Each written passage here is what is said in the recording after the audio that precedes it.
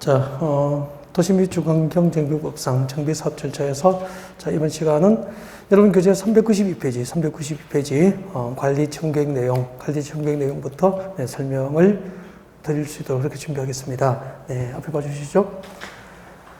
자, 도시 및 주거환경정비법상 정비사업절차에서 사업시행 인가고시였습니다. 사업시행 인가고시로부터 며칠 120일 내에 분양 공고가 나죠.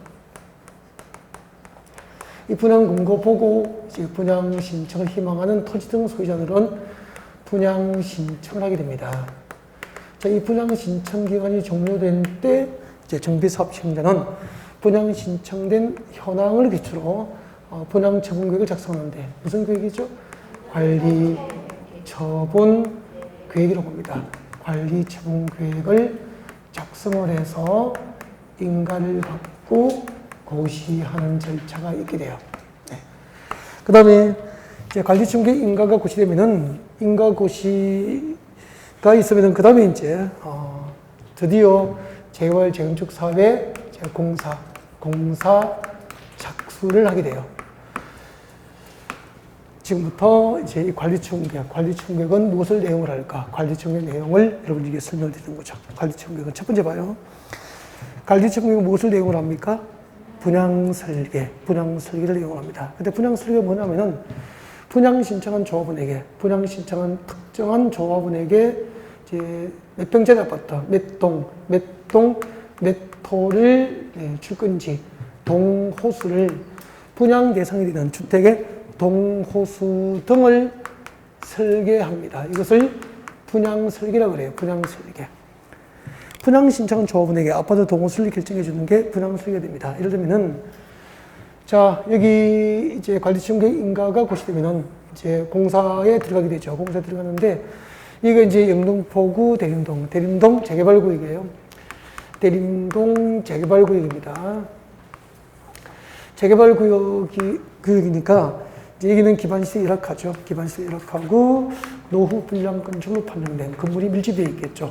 노후 불량 건축물로 판정된 건축물이 이렇게 밀집이 되어 있습니다. 여기에 그 강남에 살고 있는 갑돌이가 대림동 재개발 구역에 이제 갑이 투자 목적으로 빌라를 샀습니다. 자, 갑이 산 빌라를 소개합니다.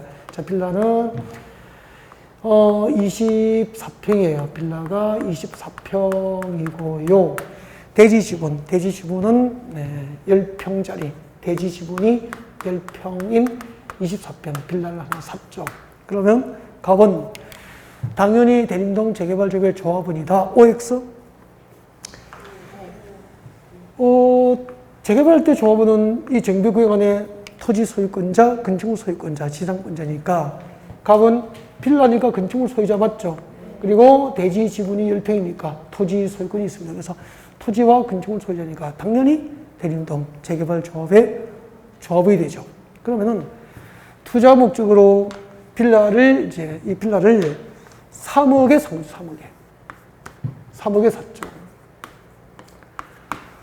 그래서 당연히 조합원이 그 투자 목적이니까 분양 신청을 해야 이제 조합원이 되면은 이제 일반 분양가보다 조합원 분양가가 낮잖아요. 그 갭만큼 프리미엄을 얻을 수 있게 되는 거죠. 분양 신청해요, 안 해요? 분양 신청해야죠. 분양 신청 기간 내에 분양 신청을 하게 됩니다. 이 분양 신청한 조합은 갑에게 아파트 24평짜리 아파트, 24평 아파트 대지지분 8평 24평 아파트를 분양해 줄 거예요. 자, 이 24평 아파트 몇 동 몇 호를 갑에게 분양해 줄지를 정하게 됩니다. 예를 들면은 101동 5103호를 분양해 줄 거예요. 51층 3호예요. 그러면은 이렇게 동호수를 결정하는 게 무슨 설계죠? 분양 설계 되는 거예요. 분양 신청 누구에게 몇 평짜리 아파트 몇 호를 줄 건지 설계합니다. 이게 분양 설계예요. 그래서 관리청계획은 분양 설계를 내용으로 하는 행정계획이에요. 지난주에 환지계획은 환지 설계 등을 내용을 합니다.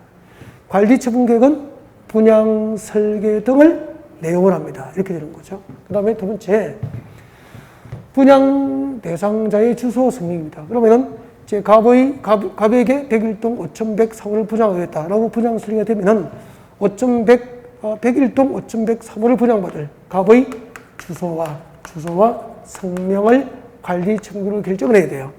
그럼 나중에 이제 실무에서 관리 처분계획, 인가가 고시된 관리 처분계획을 열람하면은 주소, 어디에 살고 있는 누가 재가분이 끝나면 몇 평짜리 아파트 몇 동 몇 호를 분양받게 되는지 여러분 정보를 얻을 수 있게 되는 거죠. 이분들이 매도 물건을 내면은 그 매도 물건을 여러분 중개업소에서 확보해야 되고, 또 전세를 놓으면은 그 전세 물건을 확보해 있어서 거래를 성사시켜야 여러분의 사업이 성공으로 가게 되는 거죠.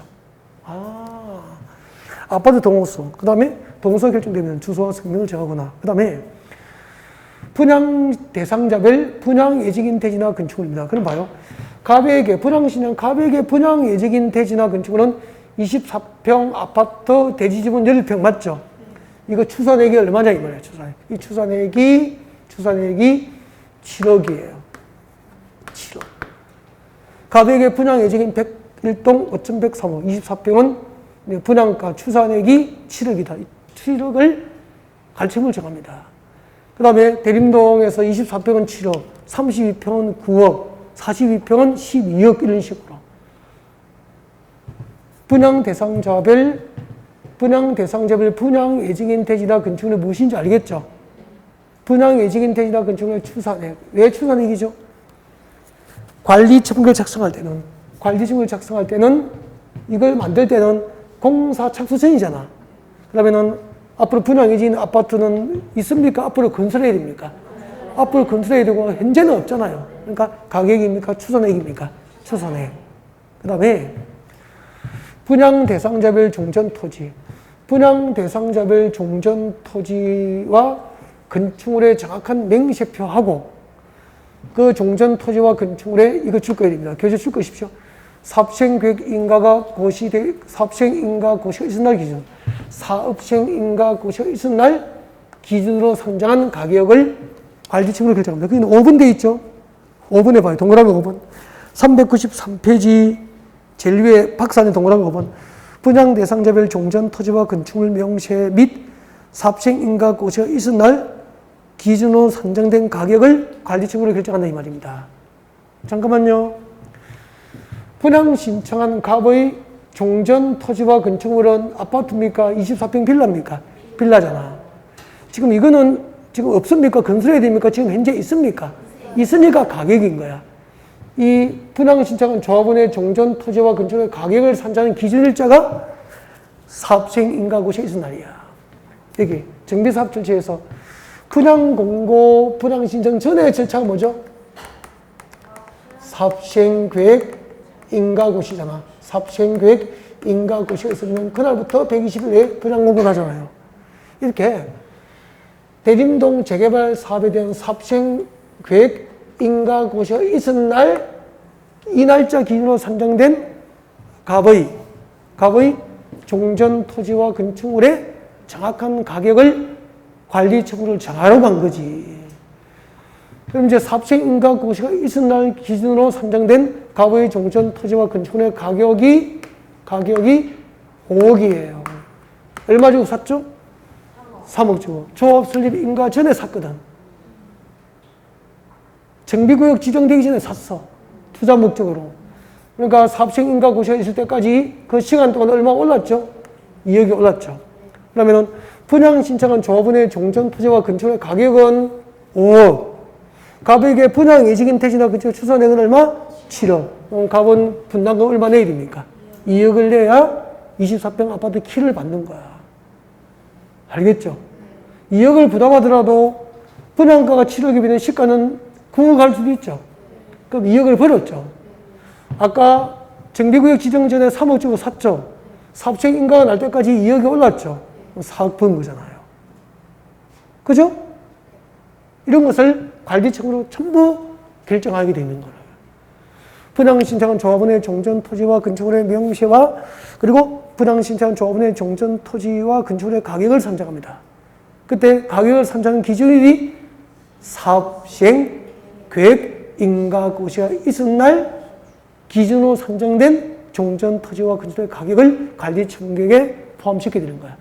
그럼 이게 시험 문제가 되는 거죠.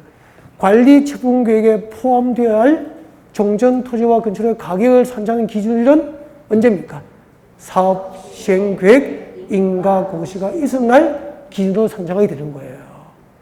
그럼 여러분 아파트 재건축할 때 그 재건축의 가격을 공식적으로 관리처분으로 결정하겠죠? 여러분 그 아파트가 재산이 얼마인지를 공식적으로 평가하는 시기가 사업 시행계획 인가 공시 있은 날 기준으로 평가해요. 여러분 아파트 재건축할 때.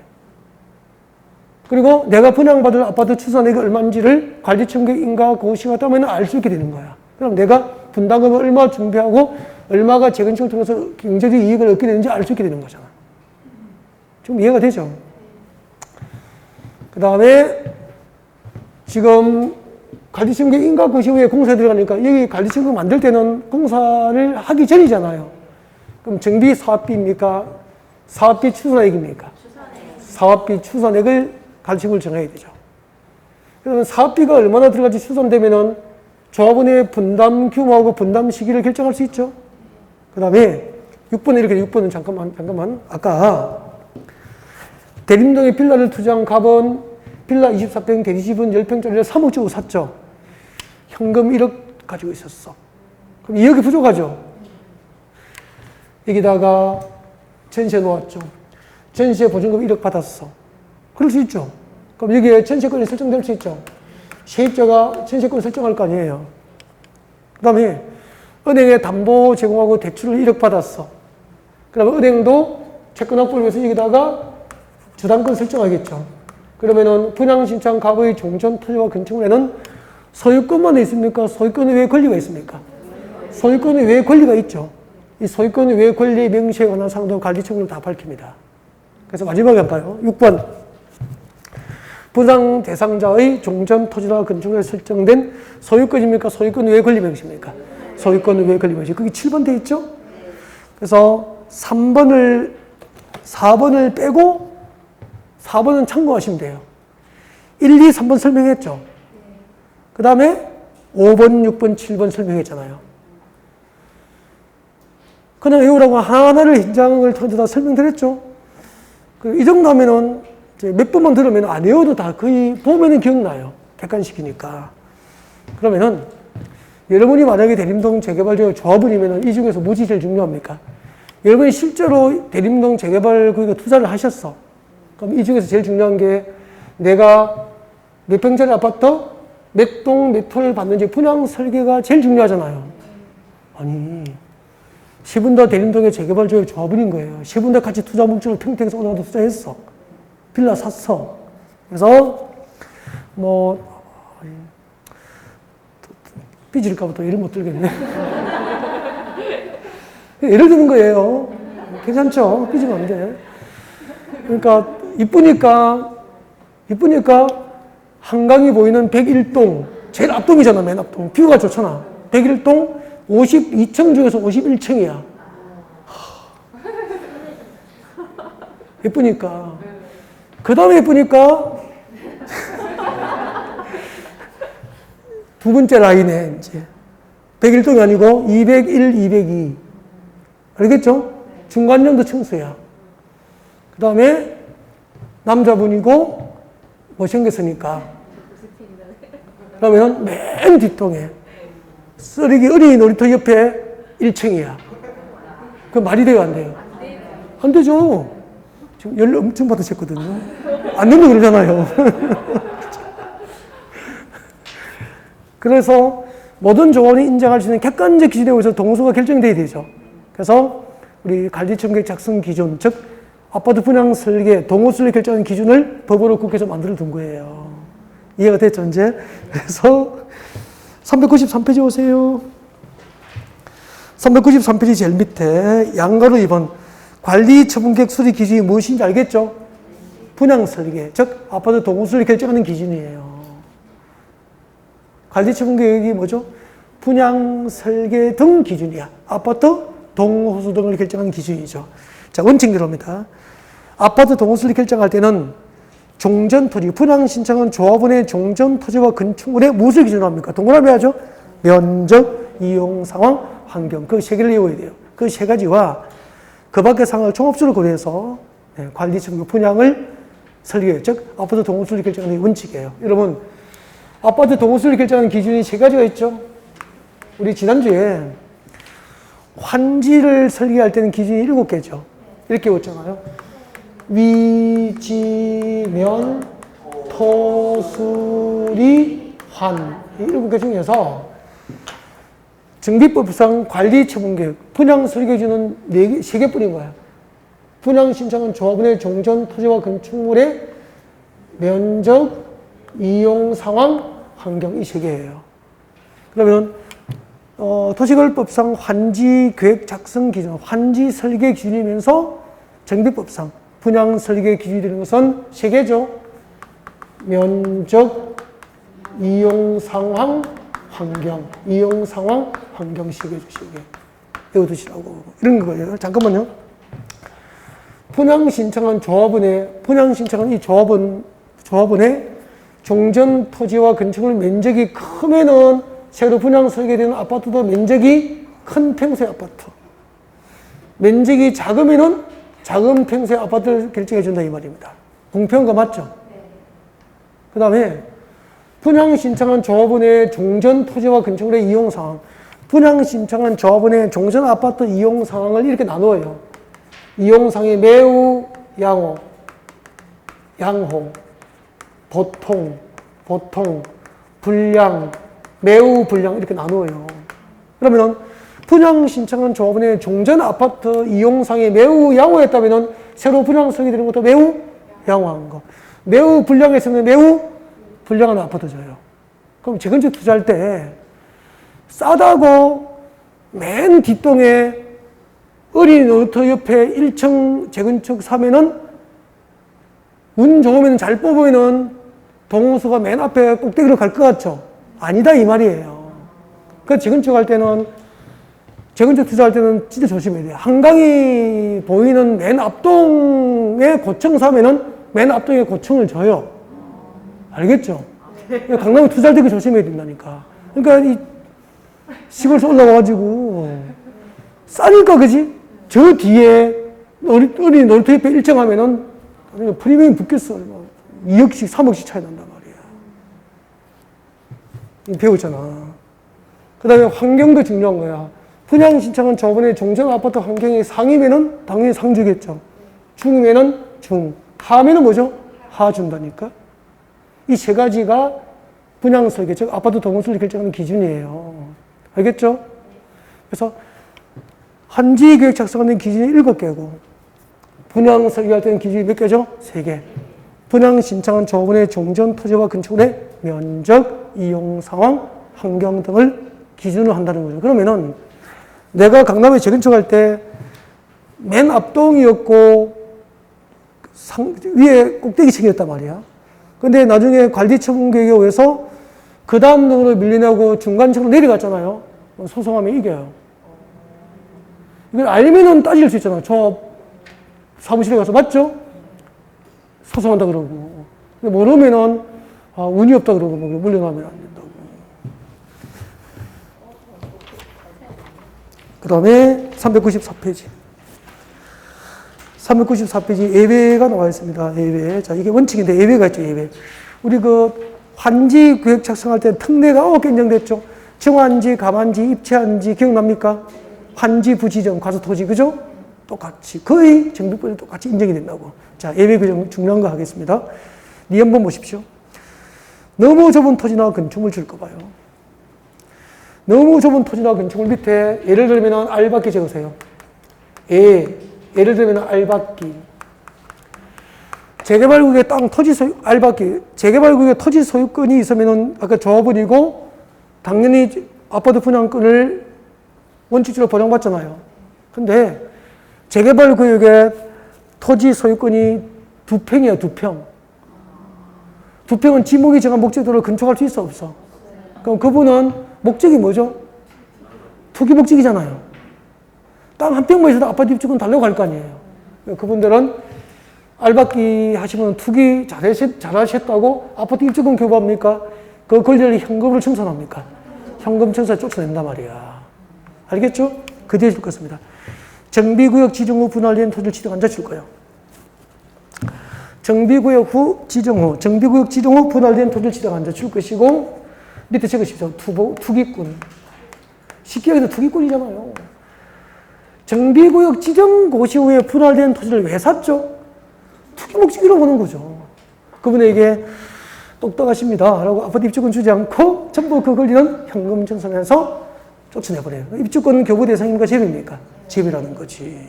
그 다음에 리얼번 내려옵니다. 리얼번. 분양 설계 줄 것이고, 밑에 적으십시오. 분양 설계 뭐죠? 동호수를 결정하는 거잖아요. 자, 관리 청구 중에서 동호수를 결정하는 분양 설계는 줄 거죠? 분양 신청 기간이 시작하는 날입니까? 만료하는 날입니까? 만료하는 날 기준으로 수립해야 되는 거죠. 그 말을 바꾸게 가면은 분양 신청 기간이 만료되기 전에 특정인에게 동호수를 미리 결정하면은 안 된다는 규정이에요. 그래서 이게 특혜분양 방지 규정입니다. 특혜분양 방지 규정이에요. 특혜분양 방지 규정. 특혜분양을 방지하기 위해서 관리 청구 중에서 분양 설계에 관한 계획은 분양 신청 기간이 만료하는 날 기준으로 수립해야 됩니다. 그 다음에 미연번 내려옵니다. 미연번 별표하죠? 1시대 동그라미 합니다. 1시대 동그라미. 일명 동그라미. 읽어드릴게요. 1시대 또는 1인이 하나 이상의 주택과 토지를 소유하더라도 줄 것죠? 1주택 공급. 밑에 적으십시오. 원칙. 1세대 1인, 1주택 공급 원칙이에요. 그러면 재건축 단지에 아파트 2개 사면은 입주권 2장 나옵니까? 1장 나옵니까? 1장 나와요. 1세대 1인이 하나 이상의 주택과 토지를 소유하더라도 1주택 공급을 원칙으로 한다 이 말입니다. 아셨죠? 네.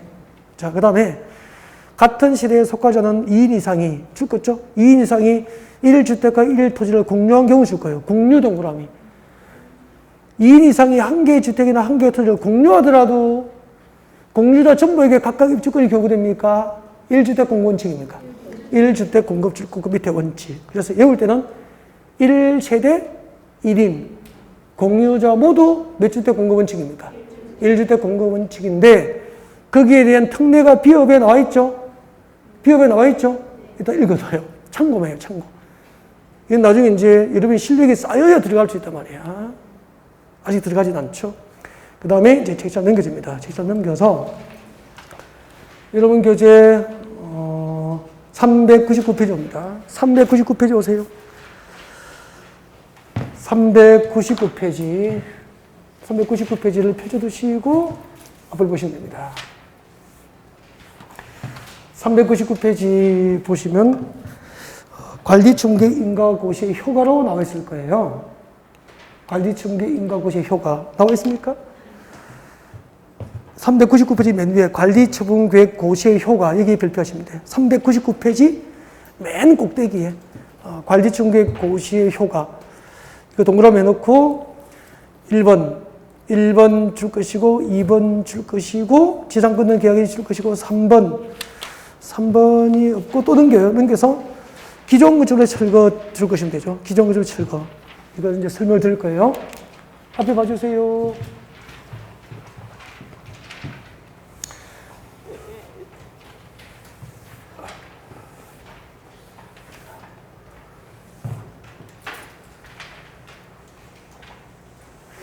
근데 정비법은 들어보니까 쉽지는 좀 않죠. 근데 들을 때 순간적으로 이해는 돼야 안 돼요? 순간적으로 이해가 되면 여러분 엄청 잘하시는 거예요. 진짜 엄청 잘하시는 거예요. 저는 한 1년 정도를 무슨 말인지를 모르겠더라고요.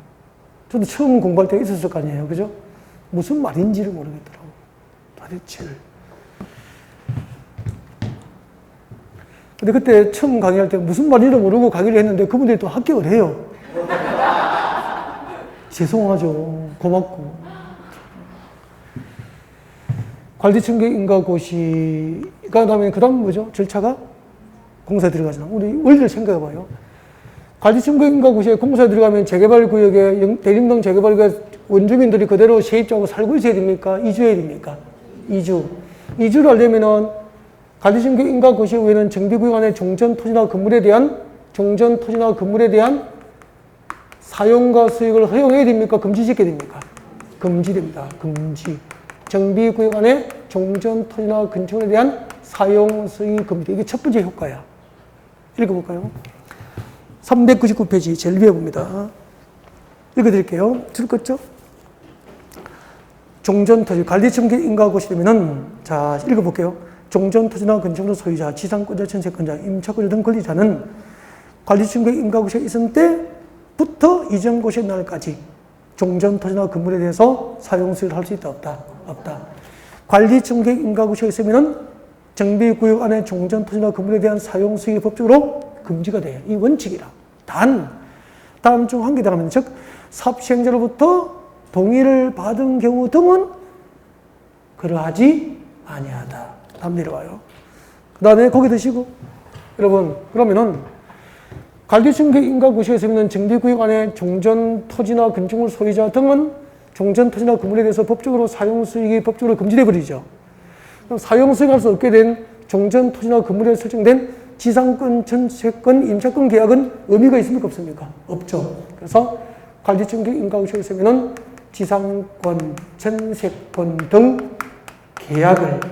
계약을 일방적으로 해지할 수 있게 돼요. 그래서 재개발, 재건축 할 때 우리가 그 재개발 사업을 위한 정비구역이나 재건축 단지에 전시해서 할 수 있잖아요. 그 세입자들은 관리청계 인가고시가 있으면은 법적으로 종전토지나 건물에 대한 사용수익이 정지되니까 그 전세계약은 유지할 필요가 없죠. 남은 계약기간과 상관없이 지상권이나 전세권, 임차권 계약을 일방적으로 해지하는 것이 법적으로 보장이 돼요. 그러면은 재개발, 재건축 목적으로 지정된 정비구역의 세입자들은 법적으로 언제 계약을 해지할 수 있죠? 관리처분계획 인가고시 후에 법적으로 지상권, 전세권, 임차권 계약을 해지할 수 있어요. 그 다음에 전세권이나 임차권 계약을 해지하면 그냥 이사 가야 됩니까? 보증금을 돌려받아야 됩니까? 그래서 전세권 등 계약을 해지하면 그로 인한 금전 반환을 청구합니다. 보증금 반환 청구죠. 금전 반환을 청구할 수 있다고. 중요해요. 토지나 건축물 소유자가 아니고 정비사업 시행자에게 합니다. 너무 중요한 거죠. 법 잘 만들었어. 이걸 사업 시행자가 누구죠? 조합이잖아요. 재건축 조합과 재개발 조합을 대상으로 전세 보증금이나 임차 보증금, 금전 반환 청구를 행사한다 이 말이에요. 만약에 집주인에게, 토지 등 소유자에게 보증금 반환 청구하면은 계약 기간이 남아있다는 이유로, 가지고 있는 돈이 없다는 이유로 안 줄 수도 있죠. 그러면 이주를 해요, 안 해요? 못 하잖아. 그럼 공사를 못 하잖아요. 그러면 이제 사업 시행자는 지체 보상금이 지체되는 그 비용이 엄청나다고. 그래서 그 조합에게 금전 반환 청구하고 조합에서 일괄적으로 집주인 대신에 전세 보증금과 임차 보증금을 대신 지급해요. 그 다음에 이제 조합에서 전세 보증금, 임차 보증금 일괄적으로 지급하면은 보증금 돌려받았죠? 눌러 앉아야 됩니까? 이주해야 됩니까? 이주. 그 다음에 뭐 할 수 있죠? 기존 건축물이 노후 불량수로 판정됐던 기존 건축물을 철거하는 거예요. 그러면은 도시 및 주거환경 정비법상 정비 사업 절차에서 기존 건축물을 철거할 수 있는 시기는 언제죠?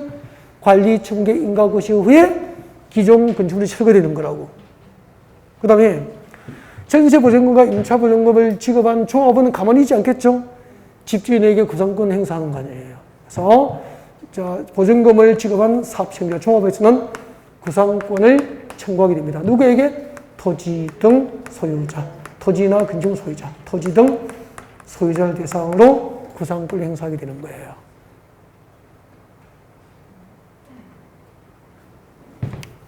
같이 봅니다. 399페이지 지상권 등 계약 해지 2번 찾으셨습니까? 지금 설명한 내용이 다 나와 있다고. 그래서 1번부터 3번까지 묶어요. 계약 해지부터 구상권 행사까지. 399페이지 2번에 지상권 등 계약 해지 밑에 양괄호 1번부터 3번까지 묶어서 별표. 많이 읽어둬야 돼, 이 부분은. 읽어볼게요.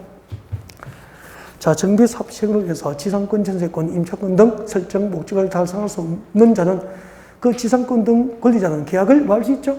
해지할 수 있어. 그 다음 내려와요.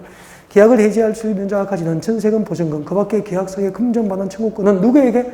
사업시행자. 이때 사업시행자 누구죠? 조합. 조합에게 금전반환 청구를 행사한다고. 그 다음에 금전반환 청구의 행사로 해당 금전을 지급한 사업시행자는 누구에게? 토지 등 소유자에게 구상권을 행사하는 거예요. 그래서 금전반환 청구는 시행자에게, 구상권 행사는 토지 등 소유자에게 구분해서 기억을 하시면 됩니다. 그 다음에 넘겨요. 기존건축물 철거 나와 있습니까? 기존건축물 철거 줄 것이고요. 정비 사업시행자는 줄 거죠. 관리청객 인가를 받은 후 기존건축물 철거하는 게 원칙이죠. 관리청객 인가 후 기존건축물 철거 원칙인데 철거 시기가 조정될 수 있죠. 사업시행자는 다음 중 한 개 되면 다음이 동그라미 1번, 2번이죠. 동그라미 1번 줄 거죠. 기존 건축물의 붕괴 등 안전사고 우려가 있는 경우 줄 거예요. 동그라미 1번 제일 끝에 기존 건축물의 붕괴 등 안전사고 우려가 있거나 2번 폐공과 빈집이죠. 폐공과 밀집으로 범죄 가능성이 높으면은 다시 올라갑니다. 기존 건축물 소유자의 동의 줄 거예요. 기존 건축물 소유자의 동의 줄 것입니다. 다시 올라갔죠. 기존 건축물 소유자의 동의 동그라미. 시장 군수 등의 허가 동그라미. 기존 건축물 소유자의 동의와 시장 군수 등의 철거 허가를 받고 해당 건축물을 미리 철거할 수도 있어요. 여러분, 재개발, 재건축할 때 기존 건축물은 언제 철거하는 게 원칙입니까? 관리처분계 인가 후에 철거하는 게 원칙인데, 건축물의 붕괴 등 안전사고 우려가 있거나 또 범죄 발생 가능성이 높은 경우에는 건축물 소유자의 동의를 얻고 시장군수의 철거를 받고 관리처분계 인가 전 미리 철거할 수 있다. 그런 뜻이에요. 거기 드시죠? 관리처분계 인가 고시 후에 이제 미리 철거한다. 다 철거했어, 이렇게. 기존 건축물 철거했어. 하고 재개발이니까 열악했던 기반 시설을 확충하고 그 다음에 재개발 아파트를 짓게 되죠. 대림동에 재개발 아파트를 짓게 됩니다. 이제 관리청계 인가 고시 후에 있는 공사가 이제 진행이 되는 거죠. 공사 끝나면은 조합에서는 공사 완료 보고서를 만들어서 준공 인가를 신청합니다. 준공 인가를 신청하고 이제 인가된 그 사업시행 계획으로 틀림없이 공사 끝나면은 준공 인가를 하고 공사 완료가 고시입니다. 공식적으로 공사가 완료됐으면 고시되죠. 공사 완료 고시가 있으면은 대지 확정 청장하고 토지 분할 절차를 거쳐서 대지나 건축 그 관리청객 내용을 분양받을 적에 통지하고 공사 완료 고시가 있으면은 새로 조성된 대지나 건축물의 소유권을 조합원에게 이전하여 고시합니다. 공사 완료 고시 후에 소유권 이전이 고시되죠. 이 소유권 이전이 고시되면은 이것을 리글자로 하면은 분양 처분이라고 하는 거예요. 분양 처분. 자, 이렇게 소유권 이전이 고시되면은 소유권 이전 고시가 있으면 그 다음 날짜, 소유권 이전 고시의 다음 날, 소유권 이전 고시가 있으면 그 다음 날, 분양, 소유권을 이전받은 조합원들은 시아파트 소유권을 취득하게 돼요. 소유권을 취득하게 됩니다. 소유권 이전이 고시된 날 취득합니까? 다음 날입니까? 다음 날 소유권을 취득하게 되고, 그 다음에 소유권 이전이 고시되면은 지체 없이, 소유권 이전이 고시되면 지체 없이 시행자의 신청과 촉탁에 의해서 일괄적으로 분양 등기를 함으로써 모든 사업 절차가 마무리되는 거죠. 공사 착수, 공사 완료 보고서 작성, 준공인가 및 공사 완료 고시. 공사 완료 고시가 있으면은 소유권 이전 고시, 분양 처분합니다. 소유권 이전이 고시되면 다음 날 조합원은 시아파트 소유권을 취득하게 되고, 소유권 이전 고시가 있는 경우 지체 없이 분양 등기, 시행자의 신청과 촉탁에 의해서 일괄적으로 아파트 분양 등기, 소유권 보존 등기를 하면은 끝나는 거예요. 오늘 정비 기본계획 수리부터 등기를 마무리할 때까지 정비 사업 절차를 전체적인 흐름에 쫓아서 관련 제도들을 부분적으로 중요한 출제 가능한 영역을 위주로 정리한 그런 시간이었습니다. 여기까지예요. 설 연휴 조심하시면서 행복하게 잘 보내시고 설 연휴 동안에 1차 과목 민법이나 부동산 학개론을 좀 부족한 부분을 보충하는 멋진 기회가 됐으면 좋겠습니다. 네. 설 연휴 끝나고 반갑게 뵙겠습니다. 수고하셨습니다.